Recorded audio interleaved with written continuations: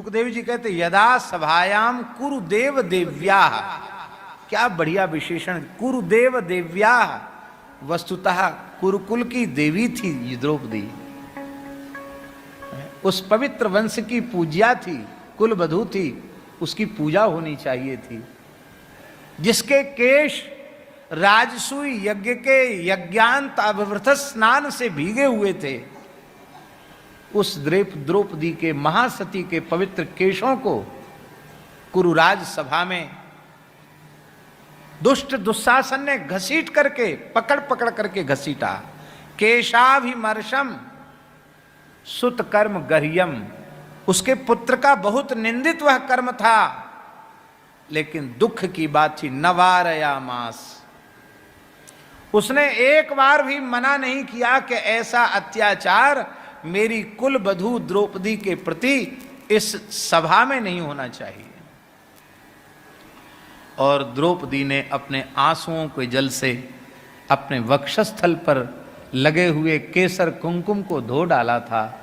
वो केसर कुंकुम जो वक्षस्थल पर लगाया गया था, वो आंसुओं के जल से मिश्रित होकर के वो बह रहा था, टपक रहा था। और उस समय उस भरी सभा में दुशासन को आज्ञा दी गई कि तू इसे निर्वस्त्र कर और नग्न कर मेरी जंघा पर बिठा। उस समय भीमसेन ने कहा था, अरे दुष्ट दुर्योधन,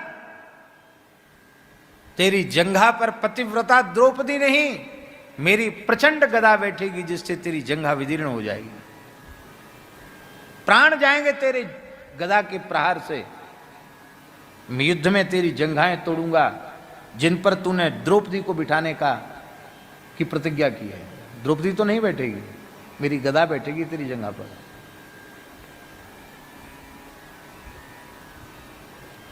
फिर भी नहीं सुना गया उन दुष्टों के द्वारा। द्रौपदी के पवित्र वस्त्र को पकड़कर दुष्ट दुशासन खींचने लग गया। द्रौपदी बिचारी क्या कर सकती थी? 10,000 हाथियों का बल था दुशासन में। द्रौपदी ने एक बार उस धर्म सभा की ओर देखा जिसमें बड़े बड़े महापुरुष बैठे थे, द्रोणाचार्य, कृपाचार्य, अश्वत्थामा, ये सब ऋषि पुत्र हैं। अश्वत्थामा भी तो ऋषि पुत्र है। भीष्म पितामह, द्रौपदी के 5 पति भी बैठे थे। एक एक करके सबकी ओर देखा, लेकिन सबकी नजर नीची थी। पांडव भी नीचे देख रहे थे।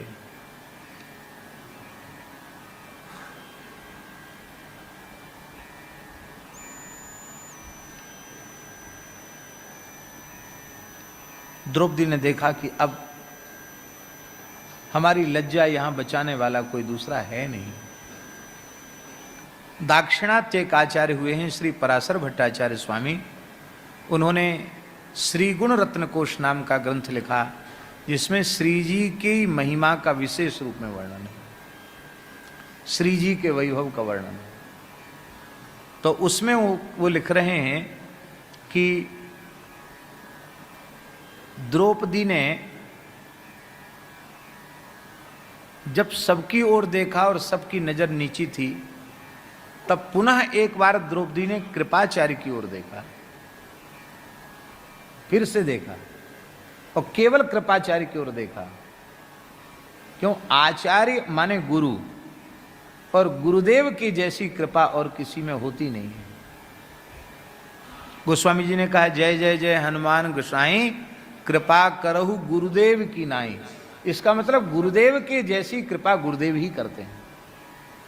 तो द्रौपदी ने मानो द्वारा नजर इसलिए मिलाई कि एक तो तुम आचार्य हो, अरे कुछ नहीं तो कुल गुरु तो हो, आचार्य हो, और फिर तुम्हारे नाम में कृपा शब्द जुड़ा हुआ है। तो कृपाचार्य ही कृपा नहीं करेंगे तो कृपा कौन करेगा? तो कृपाचार्य की ओर देखकर गुरुतत्व की शरणागति ली। कृपाचार्य के रूप में गुरुतत्व की शरणागति ली, और जैसे ही गुरुतत्व की शरणागति ली कि तत्व तो अखंड मंडलाकारम व्याप्तम येन चराचरम तत्पदम दर्शितम येन तस्मै श्री गुरवे नमः। गुरु तत्व तो व्यापक तत्व है, व्याप्तम येन चराचरम, तत्काल कृपाचार्य ने, अब वहां बोल तो सकते नहीं है, तो ये उंगली उठाई, संकेत किया। ये चित्त मलिन होता है तो चाहे भागवत सुन लो, चाहे महाभारत सुन लो, चाहे भक्तमाल सुन लो, चाहे गीता जी सुन लो, बोध नहीं होगा। और चित्त निर्मल होगा तो बोलने की जरूरत नहीं पड़ेगी, इशारे में ज्ञान हो जाए। द्रौपदी का चित्त इतना निर्मल है कि जो बात अर्जुन को 18 अध्याय गीता सुनकर समझ में आई, वो भी भगवान के समझाने पर सर्वधर्मान परित्यज्य मामेकम शरणम व्रज अहं त्वा सर्व पापेभ्यो मोक्षयिष्यामि मा शुचो, वो बात बिना गीता सुने द्रौपदी को इशारे में समझ में आ गई। एक उंगली देखकर समझ में आ गई, अरे तू अनेकों की ओर क्यों देखती है, तू एकमात्र श्री कृष्ण की ओर देख। वो परम भक्ता तो थी ही, और द्रौपदी ने दोनों हाथ ऊपर करके श्री कृष्ण को पुकारा, द्वारिका वासी कह करके पुकारा। ठाकुर जी वहीं थे, पर भक्त की वाणी को सत्य करने के लिए वहां से द्वारिका गए, पर द्वारिका से आए इसलिए थोड़ा सा विलंब हो गया। आहा,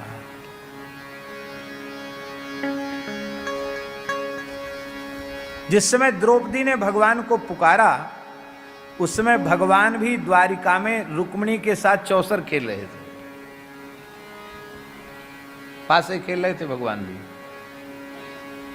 क्यों खेल रहे थे? बोले हमारे भक्त खेल रहे, थोड़ा हम भी खेल लें।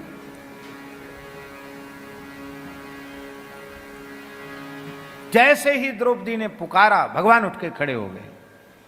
रुक्मिणी ने कहा क्यों खड़े हो रहे हैं? देखा भगवान एकदम आवेश में। रुक्मिणी ने चरण पकड़े, प्रभु मैं समझ गई, भक्ता द्रौपदी की पुकार से आप व्याकुल हैं, क्या करना चाहते हैं? कहा देवी रोको मत।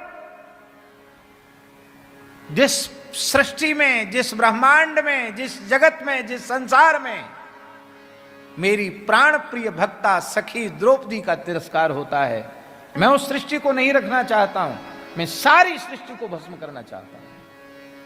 सारी सृष्टि को समाप्त करने का संकल्प भगवान कर रहे हैं। रुक्मिणी ने कहा प्रभु आवेश में कोई निर्णय नहीं लेना चाहिए, आप भक्ता द्रौपदी की रक्षा करने के लिए जगत को नष्ट करना चाहते हैं। जगत में कितने श्रेष्ठ श्रेष्ठ भक्त आपके विराजमान हैं, बाद में आपको ही रोना पड़ेगा। आप आवेश में निर्णय मत लीजिए। भगवान ने कहा ठीक है, तुमने हमको बचाया है आवेश से, मैं हस्तिनापुर को नष्ट करूंगा। कहा हस्तिनापुर में तो एक से एक भक्त विराजमान है, महात्मा विदुर भी तो हैं, आपकी काकी विदुरानी भी तो है, कुंती माता भी, आपकी बुआ भी तो वही है। तो भगवान ने कहा मैं सभा को भस्म करूंगा। बोले उसमें भीष्म, द्रोणाचार्य, कृपाचार्य ये सब बैठे हैं। भगवान ने कहा भले ही बहुत बड़े बड़े से बड़े महापुरुष बनते हो, लेकिन मेरी भक्ता के तिरस्कार को सहन किया है इन्होंने, मैं इनको भी नहीं भस्म करूंगा।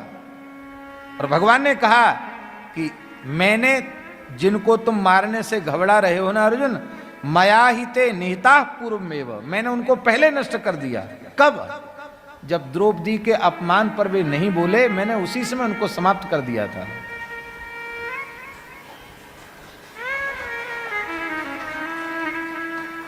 यद्यपि सब ठाकुर जी की लीला है, लेकिन ये प्रेरणा है कि इस प्रकार का अत्याचार अन्याय हो रहा हो तो बिना किसी संकोच के बोलना चाहिए। बहुत बड़ा अपराध था, तो मैं नहीं मान सकता, सभा को भस्म करूंगा। कहा नहीं प्रभु ये भी ठीक नहीं, क्योंकि आप द्रौपदी की रक्षा करने के लिए सबको भस्म कर रहे हैं। अरे द्रौपदी का सुहाग भी तो वहीं बैठा है, पांचों पांडव भी तो वहीं बैठे हैं, वे भी भस्म हो जाएंगे तो द्रौपदी तो फिर सती हो जाएगी, वो महासती है, पतियों के बिना जीवित नहीं रहेगी, तो आपका उद्यम ही व्यर्थ हो जाएगा। इसलिए आप और कुछ विचार कीजिए, आप सभा को भस्म करने का संकल्प नहीं कीजिए। तो वो पंक्ति बाबा लिखने योग्य है। श्री पराशर भट्टाचार्य स्वामी कहते हैं, द्रौपद्याः परिभवम दृष्ट्वा, द्रौपदी का अपमान देखकर भी भगवान ने क्षमा कर दिया। कहते द्रौपद्याः मंगलसूत्र रक्षार्थम, द्रौपदी के मंगलसूत्र, द्रौपदी के संबंध से पांडव बचाए गए, वो भी नहीं बचने वाले थे। आहा। अच्छा एक बात बताओ, भगवान सबसे ज्यादा भीमसेन से प्रसन्न क्यों थे? सखा तो अर्जुन है विशेष रूप में, पर भीमसेन पर भगवान सबसे ज्यादा प्रसन्न है पांडवों में। उसका कारण है कि भीमसेन ने विरोध किया था, उस समय भी विरोध किया था, और रोते हुए कहा था आवेश में कि जिन हाथों से आपने द्रौपदी को दांव पर लगाया, लाओ अग्नि में उन हाथों को जलाऊंगा, मुझे भले ही पाप लगे तो लग जाए, मैं धर्मराज के हाथ से जलाऊंगा, इनको क्या अधिकार द्रौपदी को दांव पर लगाने का। भगवान ने कहा, भीम तुमने हमारा हृदय जीत लिया, मेरी भक्ता के लिए कुछ बोला तो सही। कोई नहीं बोल पाया, भीमसेन ने बोला।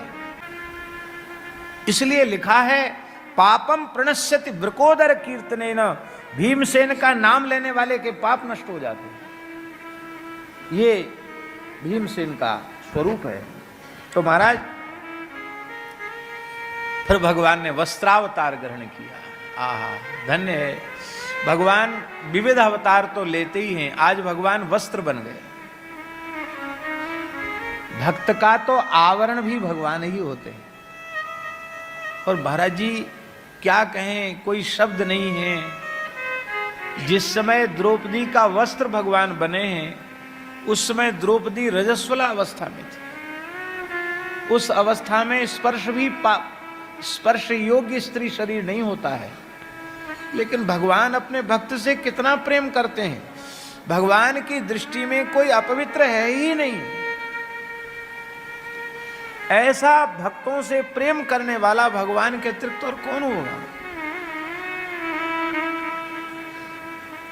एक वस्त्र धारण किए हुए थे द्रौपदी ने, और भगवान उनके वस्त्र बन गए। इससे अधिक और क्या हो सकता है।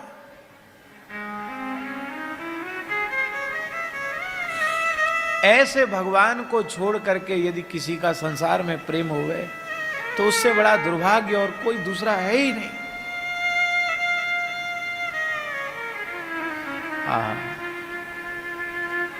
दुशासन की भुजा थकित भई, घट्यो न 10 गज चीर। 10 गज चीर घटा नहीं, दुशासन की भुजाएं थकित हो गई। बोले कि उस समय द्रौपदी ने